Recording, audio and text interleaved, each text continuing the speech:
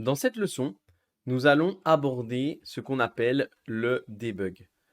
C'est vraiment une notion très importante, non seulement pour les développeurs qui en ont besoin tous les jours dans leur travail pour analyser leur code, analyser les éventuels problèmes qu'ils peuvent rencontrer, mais également très important pour tous les consultants SAP, non seulement pour les aider lorsqu'ils auront des tickets à résoudre, pour trouver des anomalies dans le programme, mais également pour comprendre comment sont confectionnés à la fois les programmes créés par SAP et à la fois les programmes créés par des développeurs externes ou internes à votre société.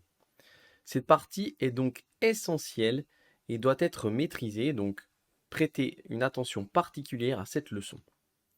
Pour ce faire, nous repartons sur notre code original, celui qui nous permet d'effectuer les calculs. Et pour accéder à l'intérieur du programme, nous allons insérer ce qu'on appelle un breakpoint. Pour ce faire, vous voyez ici la barre légèrement colorée en orange. Je vais simplement effectuer un clic gauche ici. Et là, vous voyez une session breakpoint a été mise, was set. Et vous voyez ici un petit panneau stop avec une petite fenêtre carrée ici apparaître. Lorsque vous insérez votre breakpoint dans votre programme, il vous suffit simplement de l'exécuter avec un direct processing. Vous allez devoir rentrer les informations de votre paramètre, par exemple 10 et 15. Et lorsque nous allons exécuter ici, vous voyez que le debugger démarre. ABAP debugger is starting. Et là, il génère une session de debug et nous voilà dans l'écran de débugage. Ici, vous voyez plusieurs informations. La première chose qu'on peut regarder ensemble, ce sont les desktops. Ici, on commence par le standard. Et dans le standard, vous pouvez voir ici, à gauche, votre code. Ici, vous retrouvez votre breakpoint. Et vous le voyez ici, une petite ligne orange qui vous indique à la ligne où vous vous trouvez. La ligne active dans votre programme, mais la ligne qui n'a pas encore été exécutée. Vous pouvez également retrouver ici ce qu'on appelle l'ABAP and Screen Stack, c'est-à-dire dans quel ordre il effectue les différents écrans. Donc on voit d'abord qu'on a commencé par ce qu'on appelle le PI Screen ici, puis ensuite le Start of Selection, et nous voilà dans cet endroit maintenant actuellement. Et la dernière partie concerne les variables. Vous pouvez retrouver différents tableaux de variables, les variables locales, les variables globales, etc. Le desktop n'est simplement qu'un arrangement des différents menus. Ici sur le desktop 1, vous retrouvez en haut votre code et en bas les différentes variables. Dans le desktop 2, vous retrouvez votre code et les différents écrans. Dans le desktop 3, vous retrouvez dans le même ordre les écrans, mais cette fois-ci les variables à droite. Et enfin, dans le standard, vous retrouvez les trois réunis. Je pense que le plus important pour nous, c'est d'analyser les variables. Donc, je vais me mettre dans le desktop 3 pour analyser un petit peu les variables. Alors, la première chose qu'on peut faire, c'est tout simplement double-cliquer sur nos variables et celles-ci vont apparaître ici. Vous voyez qu'elles sont vides actuellement. Et si je clique sur, par exemple, le paramètre ph1, je double-clique dessus, hop, il apparaît ici et il récupère sa valeur, celle que j'ai rentrée en valeur lorsque j'ai exécuté mon programme. On peut faire exactement la même chose avec ph2, on voit qu'ici sa valeur est 15, et on peut cliquer sur nos locales variables, la somme ici. Vous pouvez vous apercevoir qu'actuellement elle est à 0. Nous allons maintenant exécuter notre programme, avancer d'une étape, et voir comment interagit la variable. Mais pour ce faire, je vais d'abord vous expliquer ici les différentes étapes. On peut voir ici le single step. Le single step va simplement avancer d'une étape à une autre. Donc ici, nous sommes à la ligne 18 dans cette étape-là. Et si j'appuie sur single step, nous allons aller à la 20 juste après. Je vais le faire, single step. Donc la première chose que vous pouvez voir, c'est qu'ici, la flèche orange a changé et nous indique que maintenant nous sommes sur la valeur ligne 20. Mais vous pouvez voir également que la somme a été calculée et elle n'est plus égale à 0. Mais cette fois-ci, elle est égale à 25 puisque SAP a fait l'âge 1 plus l'âge 2. Je vais double-cliquer sur la multiplication qui est bien à 0. Et la prochaine étape ici est le execute. Donc ici, on peut le retenir, F5 aussi comme raccourci. F6, cette étape-là va exécuter également la ligne en cours, va aller à la prochaine, mais nous allons le voir un petit peu plus tard. SAP permet d'effectuer ce qu'on appelle des modularisations. Donc c'est comme un petit peu, pour vous expliquer très rapidement, mais on y reviendra un petit peu plus tard, comme si SAP assemblait différentes briques de Lego les unes avec les autres. Chacune de ces briques a une fonction particulière, et dans le code, en fait, il crée sa propre structure en prenant des petites briques à droite à gauche. En faisant la touche F5, on va rentrer dans le détail de la brique. Donc c'est-à-dire que dans notre programme, nous allons insérer une brique. En appuyant sur F5, nous allons rentrer dans la brique et nous allons effectuer chacune des opérations qui se trouvent à l'intérieur de la brique. Le F6, lui, la partie Execute, va permettre de bypasser, donc d'effectuer en fait en background toutes les actions de la brique et va aller à la prochaine étape. Donc si j'appuie ici sur Execute, je vais effectuer toute cette ligne. Si c'était un bloc de modularisation, j'aurais effectué tout le code qui se trouve à l'intérieur de ce bloc. Et je me retrouve maintenant ici, à la prochaine ligne. Ma multiplication a été calculée et je suis maintenant à la soustraction. Le prochain step, c'est de continuer jusqu'à la fin du programme. Ici, vous avez le bouton Continue, F8, qui va tout simplement exécuter le programme jusqu'à la fin.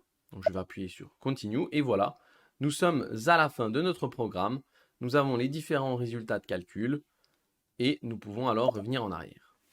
En revenant en arrière, notre breakpoint est toujours activé. Parfait, nous allons y retourner une nouvelle fois en exécutant notre programme. Nous allons remettre les mêmes valeurs. Hop, et nous allons exécuter. Ici, vous voyez, nous avons notre breakpoint qui a été initialement mis dans notre programme. Il est également possible, pendant qu'on est en train de débugger justement, de se dire « Ah bah je voudrais m'arrêter maintenant ici ». Pourquoi? Parce que ici, en fait, la valeur de la soustraction m'intéresse, je veux m'arrêter juste après et voir la valeur de ma soustraction, qui est actuellement à 0. Donc je vais me remettre dans le desktop 3. Elle est toujours bien à 0. Et vous voyez qu'en cliquant ici sur le breakpoint, en fait, j'ai rajouté un breakpoint supplémentaire dans ma session. Ma ligne est verte et qui se différencie donc du breakpoint mis originalement. D'ailleurs, lorsque j'aurai fini de débugger, ce breakpoint vert ne sera pas présent dans mon code. Il ne va pas se réarrêter, hormis si j'enregistre mon breakpoint que j'ai rajouté. Il est possible de sauver le debugger breakpoint comme un session breakpoint. Donc vous avez vu tout à l'heure, j'ai inséré un session breakpoint ici. Ici, nous avons un debugger breakpoint et je peux le sauvegarder pour qu'il reste actif lors de mes prochaines exécutions de programme. Ici, si j'appuie sur F8, comme on l'a vu tout à l'heure, je vous avais dit qu'il exécutait le programme. Alors, ce n'est pas tout à fait vrai en fait. Il va aller jusqu'au bout du programme ou s'arrêter au prochain breakpoint. Donc ici, nous sommes à la ligne active 18. Si j'appuie sur Single Step ou Execute, je vais aller à la 20. Et si j'appuie sur Continue ici, je vais aller à la 24. Je vais le faire, j'appuie sur Continue et vous voyez ici maintenant que ma flèche est à la ligne 24. Et nous pouvons voir la valeur de notre soustraction. Effectivement, 10 moins 15 nous donne bien la valeur de moins 5. Ça, c'est ce qu'on appelle des debugger breakpoints. Je vais continuer encore. On ressort du programme. On retourne. Et la dernière chose que j'aimerais vous montrer, c'est ce qu'on appelle des watchpoints. Donc pour cela, je vais réexécuter une nouvelle fois mon programme, remettre des valeurs. Ici, j'exécute. Nous revoilà dans notre desktop 3. Il est bien sûr possible de le changer par défaut. Moi, personnellement, je le laisse en standard et je le change uniquement ici lors de notre formation parce que je préfère la vue standard. Mais il est bien sûr possible de le modifier pour qu'il soit en valeur par défaut. Et donc ici, la dernière étape, c'est ce qu'on appelle les watchpoints. Alors, vous voyez les breakpoints, j'ai dû les insérer. D'ailleurs, je vais faire une petite aparté encore. Parce que ici, vous voyez que j'ai inséré soit le session breakpoint en amont, soit j'ai cliqué sur le breakpoint ici pour le valider. mais je vais l'enlever. Soit, ce qu'il est possible encore de faire avant d'attaquer les breakpoints, c'est de créer dans les breakpoints ici, des breakpoints à différentes étapes. Vous voyez que vous pouvez créer des breakpoints. Alors, je vais un tout petit peu agrandir. Ici, bougez pas, je vais diminuer un petit peu mon écran, comme ça vous allez pouvoir voir le menu. Hop, le breakpoint hut. C'est encore trop grand, désolé, mais ce sera quand même plus sympa pour vous de le voir. Breakpoint hut, et là vous voyez que vous pouvez mettre des breakpoints à plusieurs endroits en fonction de votre besoin. Si vous voulez mettre par exemple un breakpoint à un message particulier, à une exception, à un statement particulier, vous pouvez. Vous cliquez simplement ici sur le statement et ici, SAP va vous demander à quel statement vous voulez vous arrêter. Supposons que je veux m'arrêter à tous les statements right, je continue et là, je peux réagrandir ici. Hop. Vous pouvez voir que à tous les writes de mon code, SAP m'a mis des breakpoints.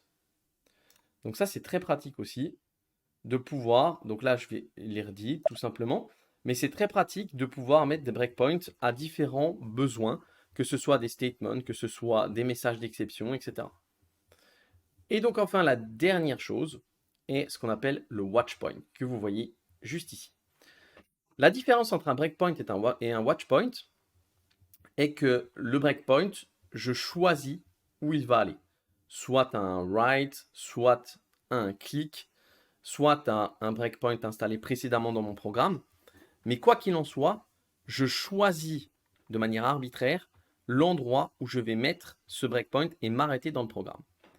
Un watchpoint, lui, est différent. On ne sait pas où on va s'arrêter. Par contre, on lui explique comment on veut s'arrêter, sous quelles conditions. Je vous donne un exemple. Je voudrais m'arrêter lorsque la valeur soustraction ici change. Je ne sais pas quand elle va changer. Vous voyez, il pourrait y avoir énormément de lignes de programme et cette valeur élevée soustraction pourrait se trouver un peu n'importe où. Et je ne sais pas exactement quand elle va changer. Mais moi, dans mon programme, j'aimerais analyser comment cette valeur change, sous quelles conditions et à quel endroit. Pour ce faire, je vais simplement sélectionner ma variable et je vais dire à SAP, installe un watchpoint. Je clique dessus. Et ici, il me demande, d'accord, quelle variable vous voulez analyser. Donc très bien, il a retrouvé ma soustraction. Et pour quel programme. Et en faisant ça, je vais installer tout simplement, en cliquant sur le petit bouton vert ici, je vais installer mon watchpoint. Donc on peut voir ici, watchpoint created. Et lorsque j'ai fait ça, on ne peut pas le voir ici dans le programme, on ne sait pas où il est, etc.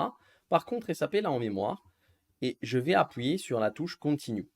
Donc on l'a vu tout à l'heure, soit Continue m'amène à la fin du programme, soit Continue s'arrête au prochain breakpoint actif, soit SAP va continuer jusqu'au prochain watchpoint actif. Donc là, nous sommes ici, à la ligne 18, et il n'y a pas d'autre breakpoint de visible. Normalement, en appuyant sur Continuer, je devrais arriver à la fin du programme. Mais ici, en faisant Continuer, vous voyez que je m'arrête après la ligne LV soustraction. Et vous voyez que soustraction a changé de valeur. Il s'arrête donc juste après. Contrairement au watchpoint qui s'arrête avant l'exécution de la ligne, contrairement au breakpoint, le watchpoint, lui, s'arrête après l'exécution puisqu'il attend un changement de valeur. Voilà les informations, je vais dire, les plus essentielles pour la vie d'un consultant et pour l'analyse des différents programmes. Une dernière petite chose qui peut être très sympathique, on va revenir en arrière et nous allons ouvrir ici une transaction standard, IW38 par exemple. On l'a vu, on peut mettre un breakpoint, un watchpoint, etc. dans des programmes que l'on connaît, des programmes que nous avons créés, etc.